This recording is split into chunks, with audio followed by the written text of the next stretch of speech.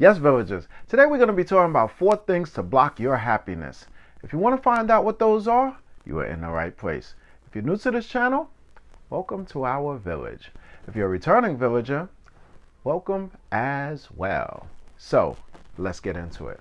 Welcome to Garden of the Mind, where we reduce stress, improve our health and fitness, and improve our financial IQ every episode.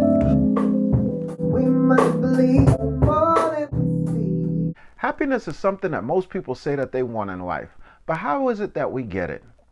Well, we can tell you 4 things that if you do, you won't find happiness.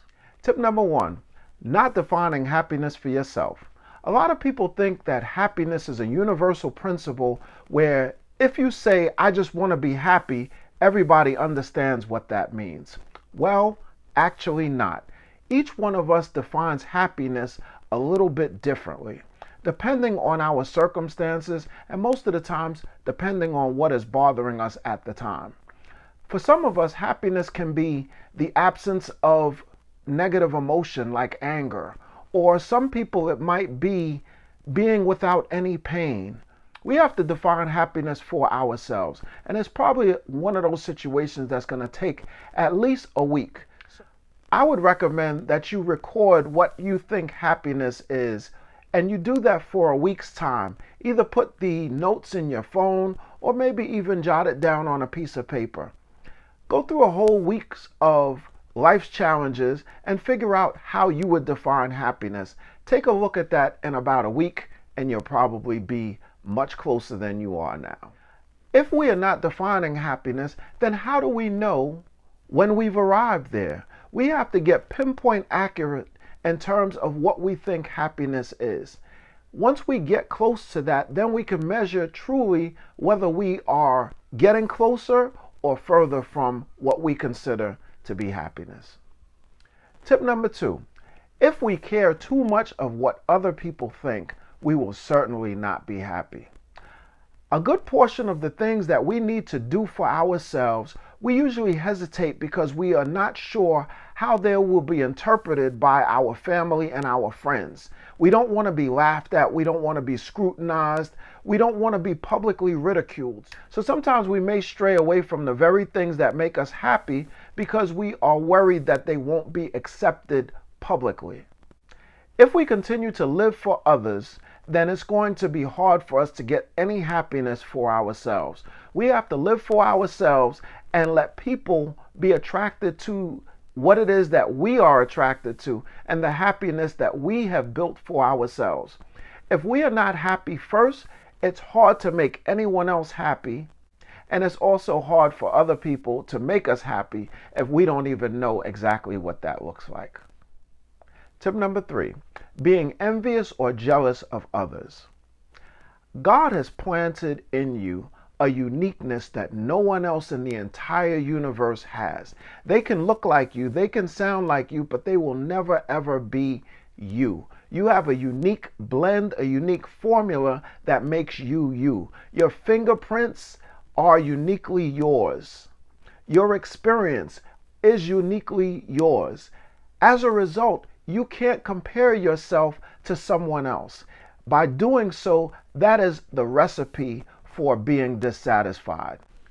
Albert Einstein says that you can't judge a fish by its ability to climb a tree. If you were a fish, then you would be using another animal's standards in which to judge yourself, and you would continually come up short. So judge yourself by your own standards. Be your own competition. There is no one else in this world that is better at being you than you. Tip number 4, pessimism. Pessimism or a poor attitude is one thing that would certainly keep you from happiness. In order for us to arrive at happiness, we have to first change our thinking about our circumstance and our situation. If we are automatically thinking the worst is going to happen or thinking the worst of our situation, it's hard to see the silver lining in any situation when you are continually focused on the negative aspect of things. So we have to change our pessimism to optimism and look for that silver lining in every situation and look for that positivity in every situation. And just by default of us thinking and looking and focusing on that positivity, we will inevitably start to get positivity and start to attract positivity from our circumstance.